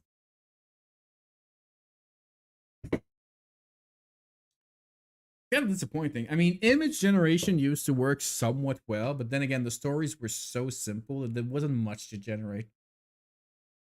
Oh wow, that actually continues the story. Okay. But I mean, we're only at the first blog, but it seems a little bit more stable. It did decide that the lamp needed an owner. That's very interesting. It did not accept the concept that a lamp could be its own lamp. So sad. You seize the flickering bulb as a chance for comedy, projecting wobbly silhouette of breakdancing lamp shapes and somersaulting coffee mugs onto the window glass in a frantic, light-based variety act. Chat interrupt with laughing emojis and surprise subscription while the platform's break timer quietly count down the corners, unnoticed amid the applause. Without warning, your owner mistakes the dazzling display for a wiring fault and yank your cord, dropping you into a card box marked mysterious lamp vacation before sealing the flaps with tape. Yeah, it's having a hard time. It's definitely having a hard time. I'm gonna need to rework some of the prompts. You roll onto a battery and try to absorb its remaining juice creatively. You use your final spark to illuminate a path for the other items to escape. You slowly untangle yourself from the cable, testing each one carefully. You shake vigorously to rattle the drawer open. Yeah, this is weird. This is weird. But yeah, we're not able to be a lamp. I think that's breaking the engine, which is very interesting. That is very, very interesting. Oh, and that choice is going to lead us forward. Okay, good. But yeah, some music in the background would definitely help.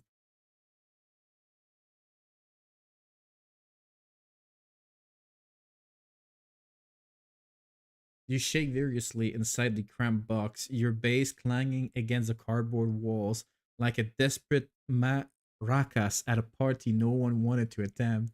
What? The drawer finally pops open with a dramatic creak, sending you tumbling out in a glassless ebb of cords and glass. You land on a cluttered hotel nightstand in what appears to be a budget resort, catering exclusively to overworked gadget. A half empty minibar glows mockingly nearby, and your bulb sways like just survive a roller coaster designed by caffeinated squirrels. The sudden freedom feels suspiciously like the start of another viral mishap, especially when an housekeeping robot whirls into views and scan you with suspicious beeps. Your cords trail behind like an embarrassing leash, and the room's dim light seems to dare you to flicker again. A choice looms as the robot inch closer, its sensor humming with bureaucratic menace.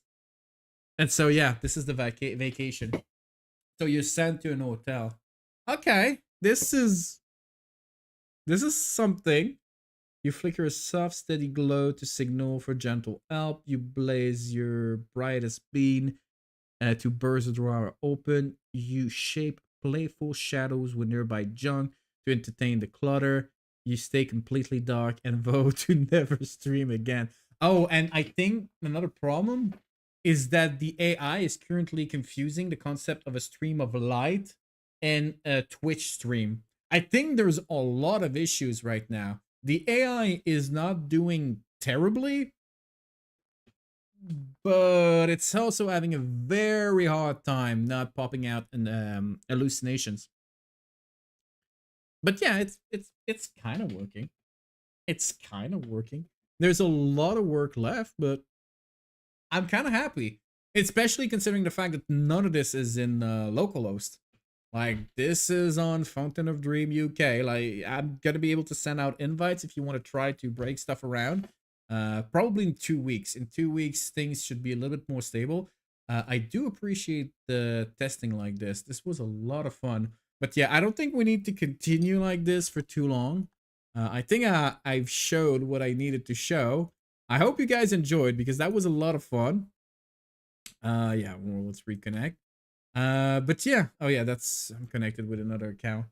That is the Fountain of Dream, AI powered interactive storytelling. Took me about 2 months of a vibe coding to have everything ready. Like, there's a lot of stuff I haven't showed. Like, I mean, I've showed quickly the concept of worlds and the fact that you can build a world and generate like a ton of history for said world, and you can connect the story inside of that world. It's not doesn't work that well, but yeah, it's not storytelling. That's stringing together tokens.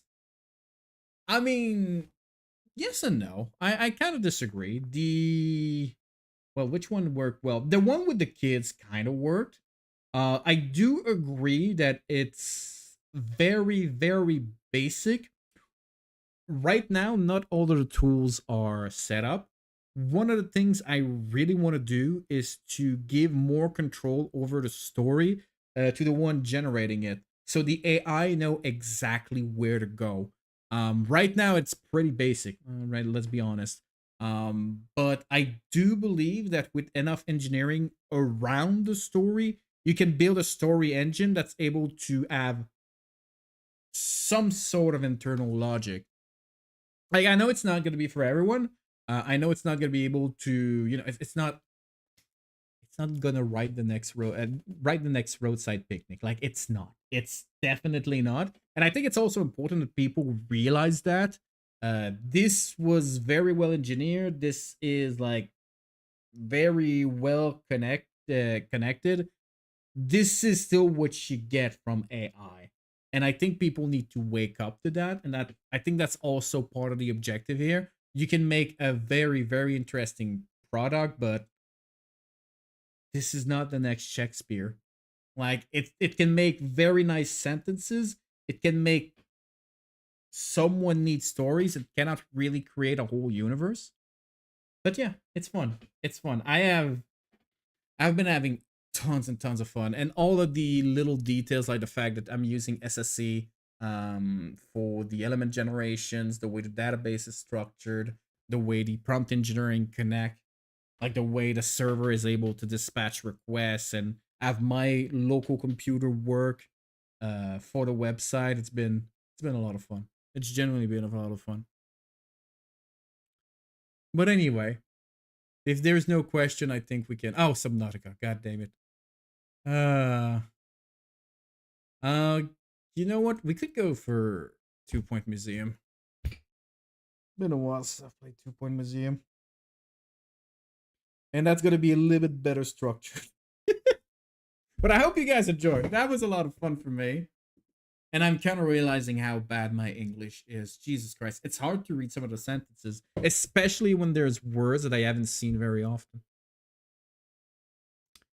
2 Point Museum. 2 Point Museum. And let's go to Point